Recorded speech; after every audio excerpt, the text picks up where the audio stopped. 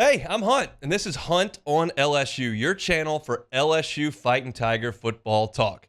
Enjoy the video. We want you to leave a comment below, hit that like button, and subscribe right below the video. Enjoy. Every December, you show up and you know that there are some holes you need to fill, some positions you need to address, and generally speaking, things are on good footing, but we got to supplement some here or there. That's one thing. Coming in and going, good Lord, I got to assemble an entire staff and fix this entire roster. That's something entirely different.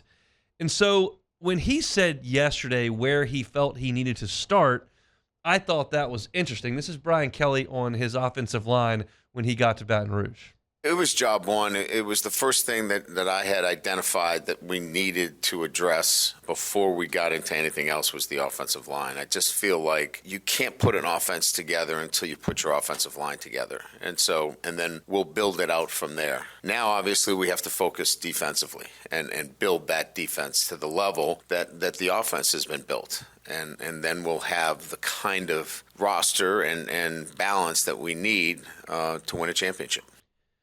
He said the offensive line was job number one. Let's go back and connect the dots here to how things got to where they are today and where they were when Brian Kelly took over.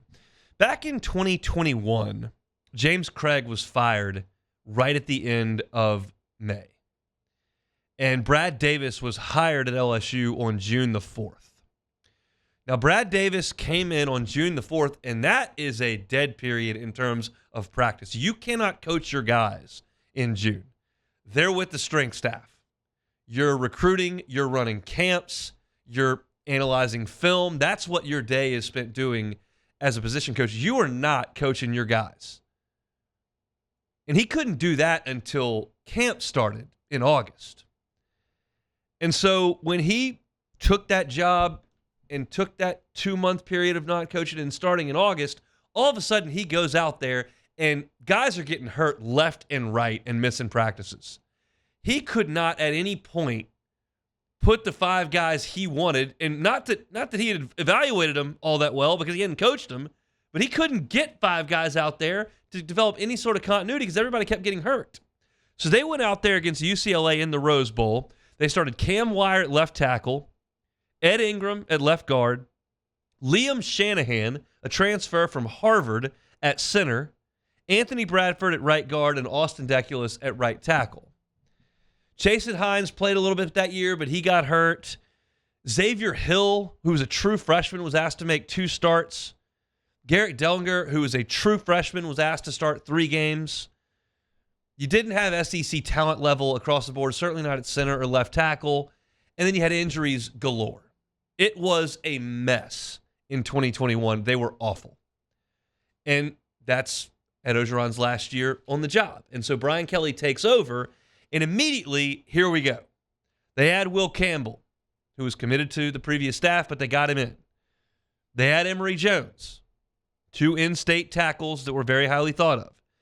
They brought in Miles Frazier. All 3 of those were big hits. Campbell's been as advertised. Jones has been as advertised. Frazier's been rock solid. They brought in Tremont Shorts. They brought in Bo Bordelon. Shorts didn't play a ton. Bordelon seems like he's developing quite lunsfordly early in his LSU campaign. 2023, they add Lance Hurd, DJ Chester, Paul Mabanga, Tyree Adams, Mason Lunsford as a transfer from Maryland. That's 11 additions they brought in 2 years. And they were smart additions. Transfer portal for depth pieces and eventual starters and high-end high school guys that fit the profile that Brian Kelly has talked about since his first press conference at LSU. And what's the result? 2 years after Brad Davis took this gig, 2.5 years now, what's the result? Well, you've had remarkable continuity up front. That took some time. They made some mistakes in the Florida State game in the Superdome, but they corrected them.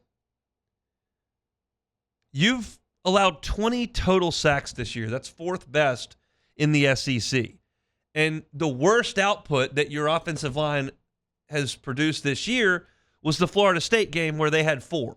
Since then, that's been the season high. No one else has gotten 4 sacks against LSU since the first week of the season. And this LSU offensive line has allowed 31 tackles for loss on the season. That's best in the SEC. Now, this is what's more impressive than them being best in the SEC in that category. I mentioned 31 TFLs allowed. What's second place? 43, 12 more on the season. That's a sizable gap in TFLs allowed. Now, we'll see what happens on Saturday night because Texas A&M is a force on the defensive front. They are second nationally in tackles for loss. They produce 8.5 TFLs per game. LSU gives up less than 3. That's a huge piece to this puzzle. Now, all that being said, and I think that Brian Kelly and Brad Davis and these players on the offensive front have done a great job for 2.5 years to go from a battered, ragtag, underperforming position unit to a solid group up front. And I think that's perfectly fair to say. I also think that the quarterback helps tremendously. Because in the same way that I think Joe Burrow propped up the 2019 offensive line to a level that their talent may not have been at to win the Joe Moore Award because he was so good at 1, understanding pre-snap, and 2, moving in the pocket. Jaden Daniels has been really good in pre-snap as well. The balls come out very quickly and decisively, and if you miss a block, he'll probably run away from the guy. Let's just be honest. And that's going to be a huge piece to this game. We're starting to dip our toe into A&M prep here. It's early in the week, but we're missing a Thursday show. And you've got a bunch of big, strong, physical, 5-star dudes.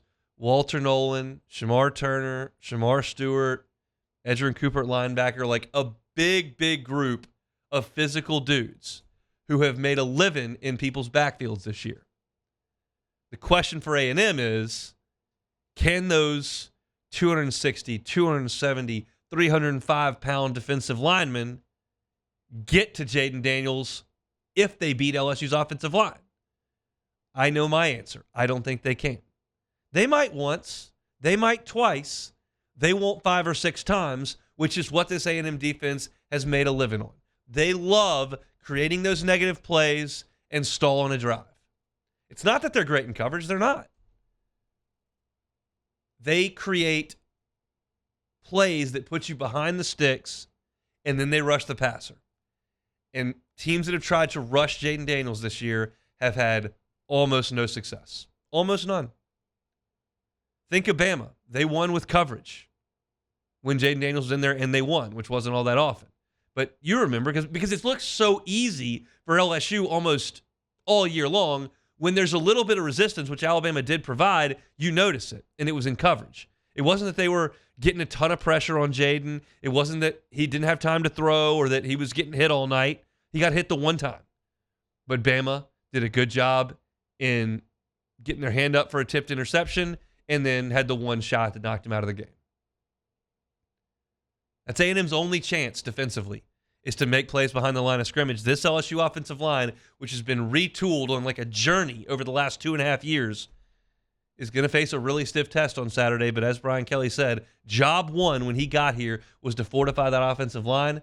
And to this point, I would suggest they've done a really good job of that with a little bit of help from the most agile quarterback in college football. And that marriage between those two has created opportunities for LSU to make play after play after play, whether it's Jaden Daniels in the run game, scramble game, or having the time to take shots down the field where you've got the nation's leading receiver and the nation's leading touchdown receiver. It's a well-oiled machine that LSU's got. And I would submit, like 2019, the skill players are probably better than the offensive line, but the offensive line's ability to hold its own and be dominant at times has created an offense that no one's found out how to figure out. Hey, thanks for watching Hunt on LSU. Before you get out of here, do us a couple of favors. Hit that like button, leave your comments below, and subscribe to the channel for all your Fighting Tiger football talk. See you next time.